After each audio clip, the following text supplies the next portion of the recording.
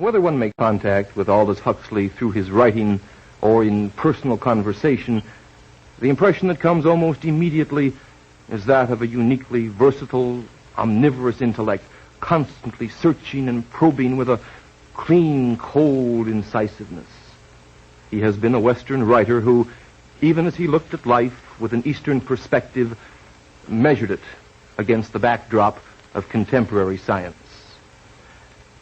On the afternoon that we met and talked, I asked him what was basic and substantial in a man's life.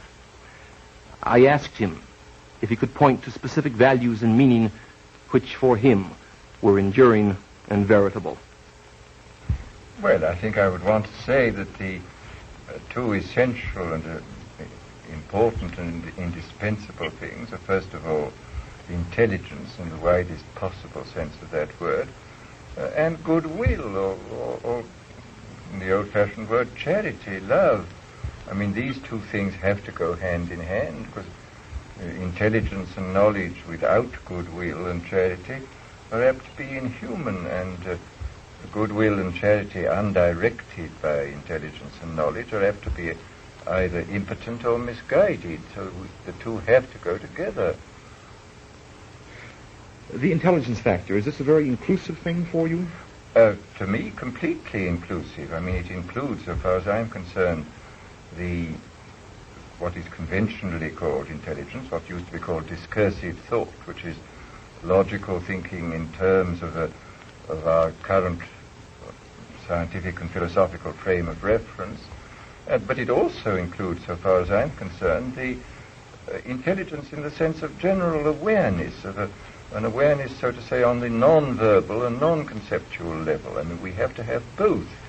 I think it's very, very important to insist from the beginning that we are living in many diverse and even, in some sense, incommensurable universes at the same time, and that our business in life is somehow to make the best, not only of both worlds, because there are more than two of all the worlds we live in.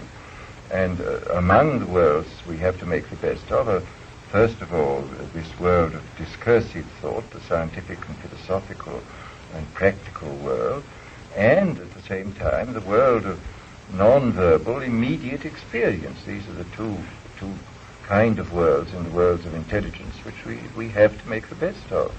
I'm intrigued with the dichotomy. Is this also a dichotomy between science on the one hand and poetry or religion on the other? Is it that manner of encompassment that's involved? In a sense, yes. I mean, the business of the man of letters, it seems to me, and the poet specifically, has been, I suppose, with man's more strictly private experiences, and also with the rendering of the manifold nature of man's experience. I mean, let us consider the question of scientific language and literary language.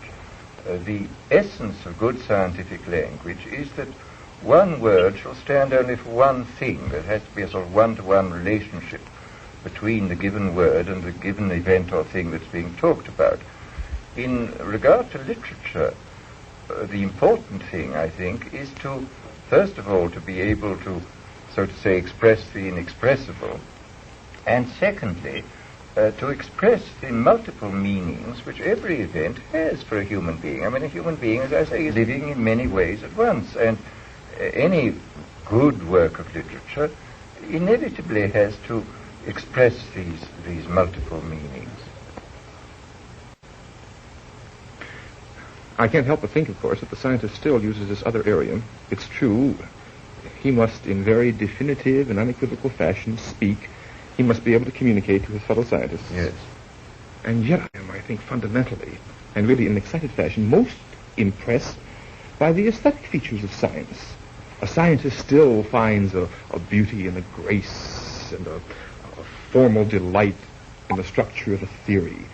He still is a marvelously creative and aesthetic person when he develops a hypothesis.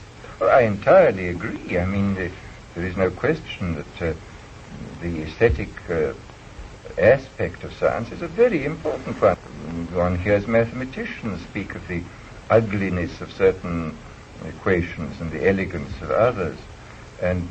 But nevertheless, while he is working, he has to have this language has to be purified in this one-to-one relationship. He has to be very careful that his words don't say more than one thing at a time. Whereas it seems to me in poetry and in literature in general, one of the great arts is how to say many things at the same time. I mean, look at a play by Shakespeare. This proceeds on one level. He was an exceedingly good playwright. I mean, it proceeds admirably on this storytelling level. But all the time, owing to his extraordinary use of language, everything is going up in tangents in every direction. The real genius of Shakespeare, which is the fact that you are living in many worlds of experience at the same time, owing to his extraordinary use of language. Well, you can't use language in this way in science. I mean, you have to purify it in another way. You have to get it down to this naked, absolutely clear one-to-one relationship. What is this dimension of charity? Sympathy? Empathy? Well, and this and general goodwill. I mean, and after all, in any given culture, I mean, let us face it, we are at once the beneficiaries and the victims of our culture. I mean, without our culture, we just couldn't do anything at all. We should be baboons, apes. But given any given culture is ambivalent. It permits one at once, at the same time, one and the same time, to be fully human, but at the same time, it limits our humanity. I mean, it imposes certain kinds of prejudices, certain kinds of likes and dislikes upon us.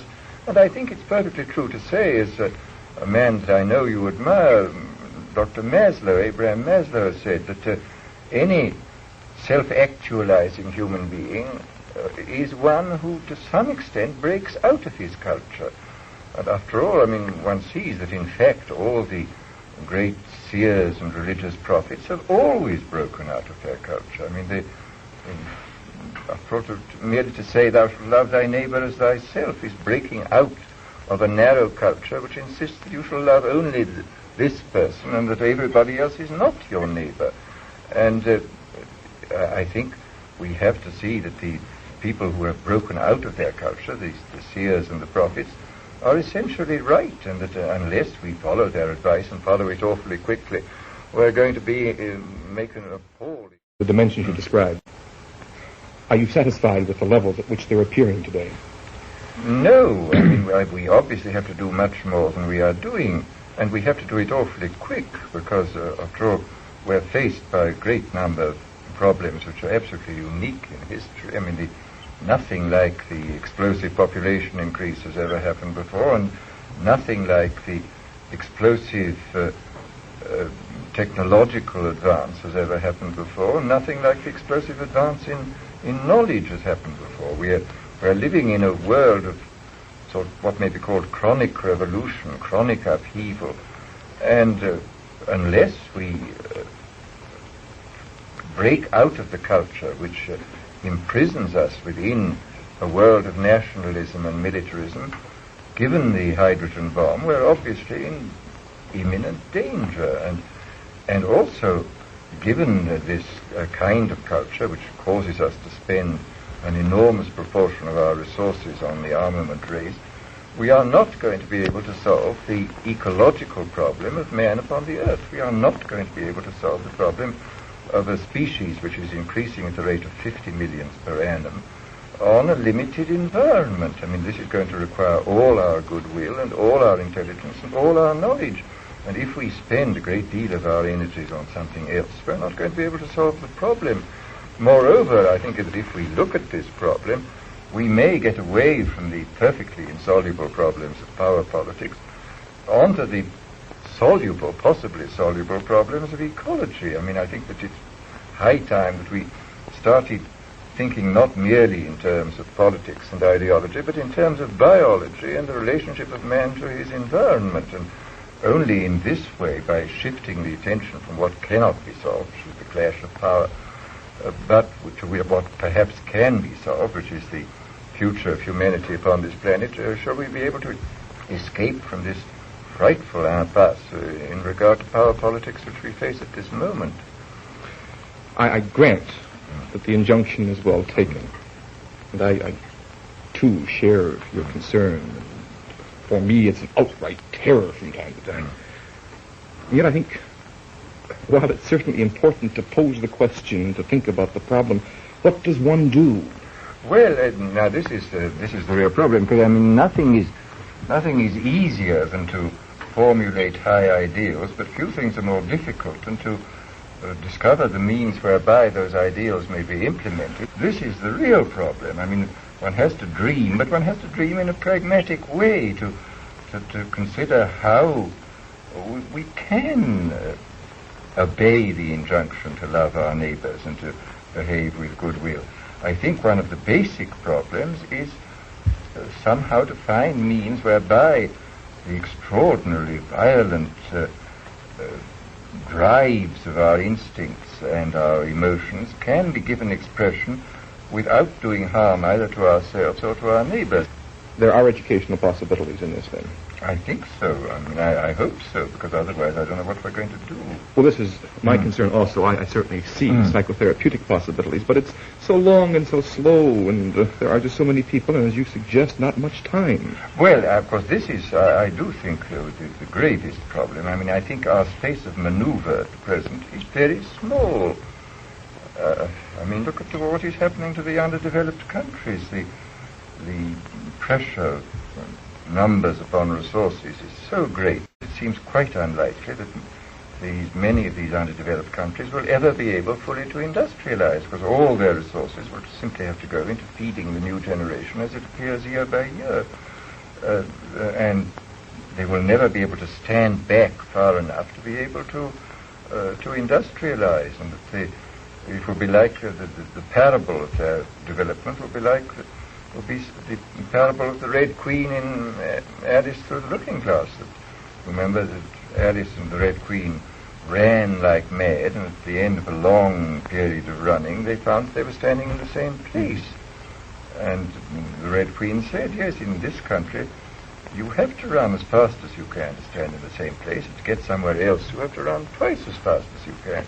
And this, unhappily, is the situation, I think, of many of the underdeveloped countries at this moment. This is the tragedy of our world, and unless we do something extremely rapidly and extremely efficiently about this, we're going to be in gravest trouble. Are there things that we might do, things that for you represent good bets for altering educational emphases? Well, I mean, I'm quite sure we have to think intensively about this and to experiment. This is finally the problem of what do you do about the irrational. I mean, after all, we have built into us neurologically a kind of Jekyll and Hyde. We have the ancient brain stem, which goes back to enormously remote evolutionary past, and we have a relatively modern neopallium or cortex on top of this, which is quite recent, and the one tends to upset the other. I mean, the Jekyll and Hyde are in a sense built into us. And this is the whole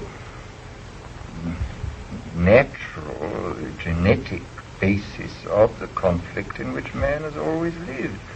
And we have to recognize this fact, and we have then to work out the best possible ways on every level, physiological, psychological, educational, sociological, to cope with this fact.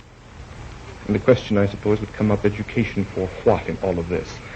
Well, education, first of all, for survival, which is important as far as I'm concerned, and secondly, I mean, as an ideal, I don't know any higher ideal than the ideal of actualizing the greatest number of desirable potentialities. I mean, potentialities for goodwill, potentialities for intelligence in every way, potentialities for creativity. I mean, these three things, if we can actualize our potentialities in this direction, we certainly have them. We have potentialities which have not been actualized. Then we've done something. We really have made the best of our human condition. Of late, I know you have made much mention of nonverbal factors, Mr. Huxley, and particularly in education. This nonverbal aspect intrigues me considerably. We have to think of this side of man, which I mean the whole psychophysical organism. There's a very striking phrase in Spinoza, where that very great philosopher says, make the body, I would now say the psychophysical organism, make the body capable of doing many things. In this way, this will help you to perfect the mind and to come to the intellectual love of God.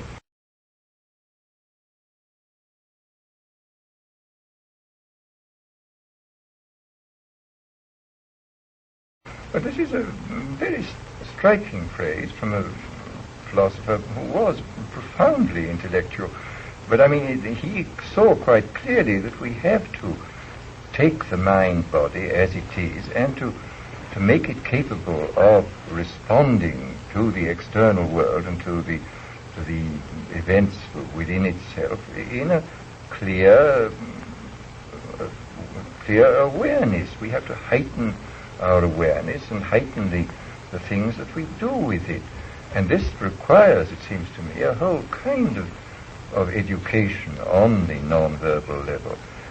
In a certain sense, I would say that the whole, an entire program for both kinds of education, both on the conceptual and verbal level and on the non-verbal level, is outlined by Wordsworth. William is sitting on a stone by the side of a lake, and his friend Matthew comes to him and says, "Why do you spend all your time sitting here? Why aren't you reading your books?" And he replies that there is, besides reading books, there is a kind of wisdom which comes to man through what he calls a wise passiveness. He says, the eye cannot choose but see, we cannot bid the ear be still. Our bodies feel where'er they be, against or with our will. No less I deem that there are powers which of themselves our minds impress, that we can feed this mind of ours in a wise passiveness. And this is this idea of a wise passiveness runs all through the literature of art. You'll find this again and again, this prelude to creativity, alert passivity. And this comes again and again in the literature of art, and it comes again and again in the literature of mystical religion, the necessity of being passive and receptive as well as active. I mean that we must somehow learn to move back and forth between a wise activity and a wise passiveness. We must be able to take in order to be able to give out. The great mystic Meister Eckhart says, what I take in by contemplation, I give out in love. And this, I think, is equally true. You give it out not merely in love, you give it out in creation, you give it out in thought. I mean, I personally believe strongly in, quotes, inspiration. I mean, whether it comes from the nine muses, I don't know, but it is a psychological fact, and inspiration comes in this state of alert passivity. And yet, of course, I think we have, don't we, a Western culture, an emphasis on the activity, doing something, and always showing some final product which represents the worth of the person who produces it.